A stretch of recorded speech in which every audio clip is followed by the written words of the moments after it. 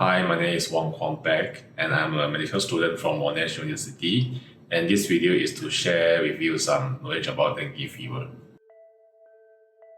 Dengue fever is most prevalent in tropical and subtropical region, and most commonly in urban area, whereby the WHO confirmed that every year there is 390 million cases happening around the world. It was reported that 3.9 million of population cause infections and 36,000 deaths per year. Dengue cases was reported in more than 100 countries. This endemic has causes a serious effect in countries such as America, Southeast Asia, and Western Pacific. Most seriously affected country reported being Asia, which contribute up to 70% of the cases. In Malaysia, the Ministry of Health have concluded around 19,000 cases. As per February of 2023, the most affected states in Malaysia includes Putrajaya, Kuala Lumpur, and Selangor. These are the most resided states in Malaysia as well.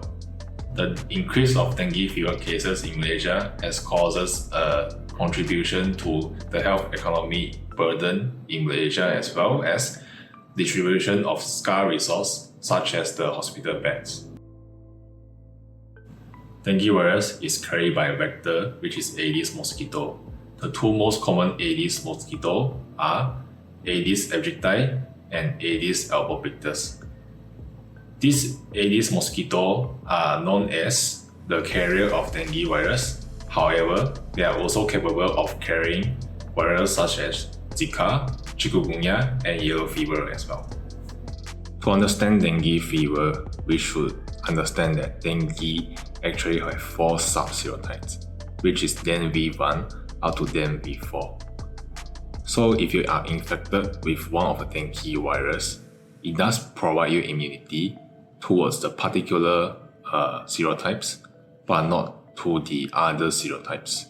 That means that one person could be infected with dengue virus up to 4 times in their lifetime without proper immunity.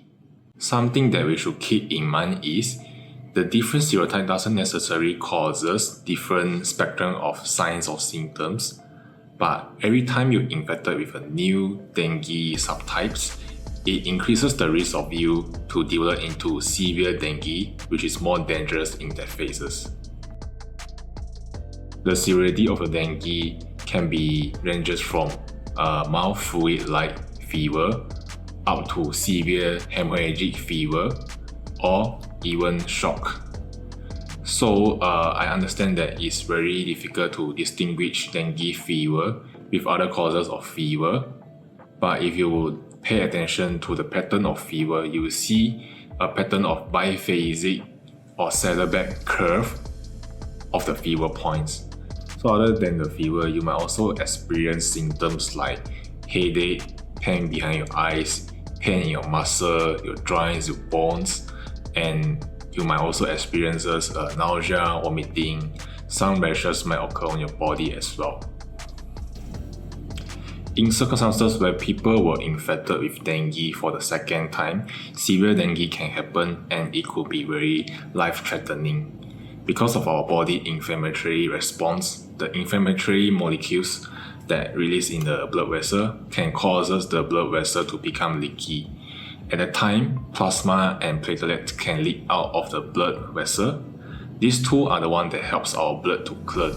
So losing those two, our body can cause us internal bleeding, as well as leading to organ failure and also shock as well, and ultimately result in death.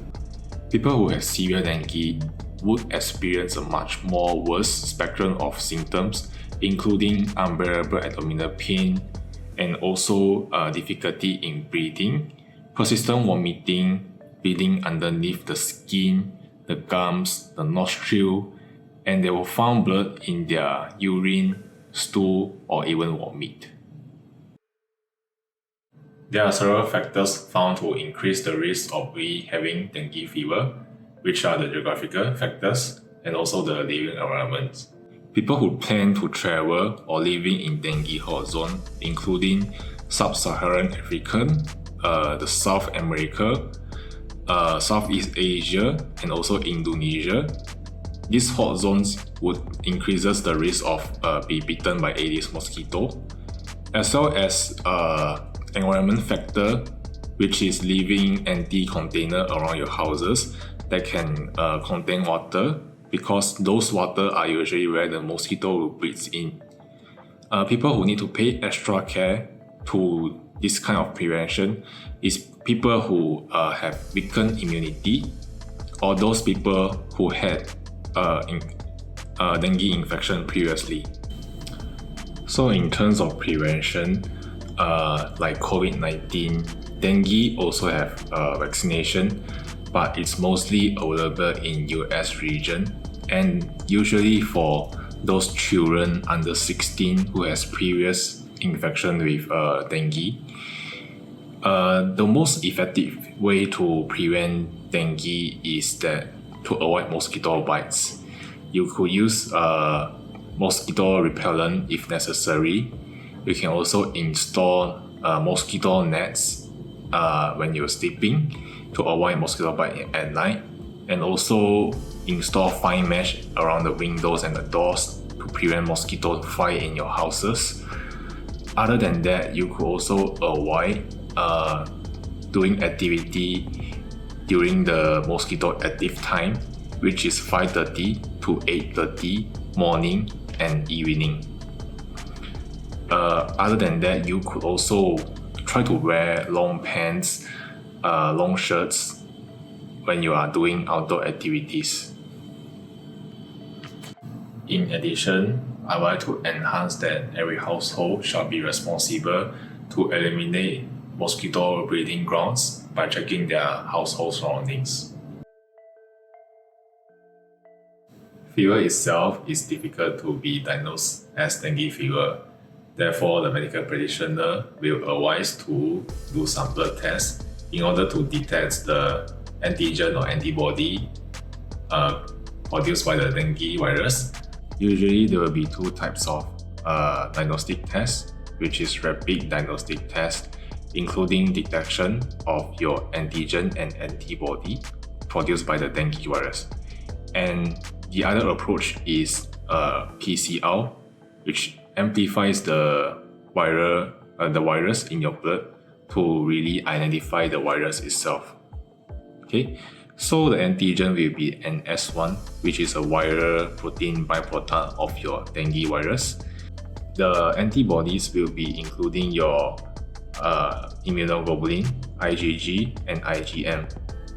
If you want to detect dengue, NS1 might be the best shot. However, we still need to trace the antibodies, because the antibodies tells us that is this the primary or secondary infection. You might have doubts that why we still need PCR.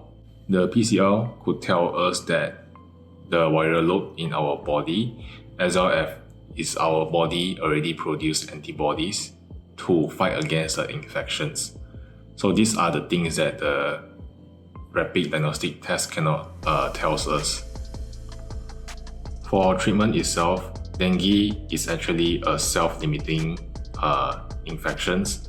Therefore, if you are having mild symptoms, you might be actually stay at home and indicated for bed rest, fluid intake, and also your doctors might provide you some paracetamol to help with the fever and also the body pains and aches.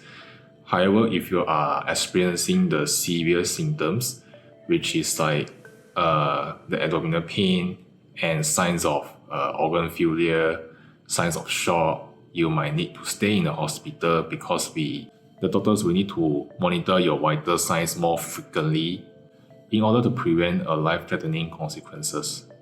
According to WHO, every year, half of our populations are facing the risk of infected with dengue fever. Therefore, I think everyone shall be responsible to take these preventive methods in order to bring down the risk of infected with dengue fever.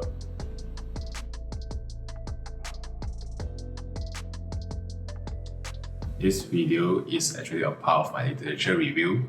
which the title being How Feasible and How Effective is a concept video being made into an educational material compared to traditional methods. So the review identifying the characteristics of an ideal video, such as the types of video, the types of platform to publish, and also the limitations, which can eventually compile characteristics in order to make the most effective video to spread awareness. Like me, there are also other groups of people who are trying to contribute to dengue fever prevention. For example, an NGO groups trying to promote the publications of literature which are related to dengue fever preventions, and also local authorities that are trying to bring out the legislative measures.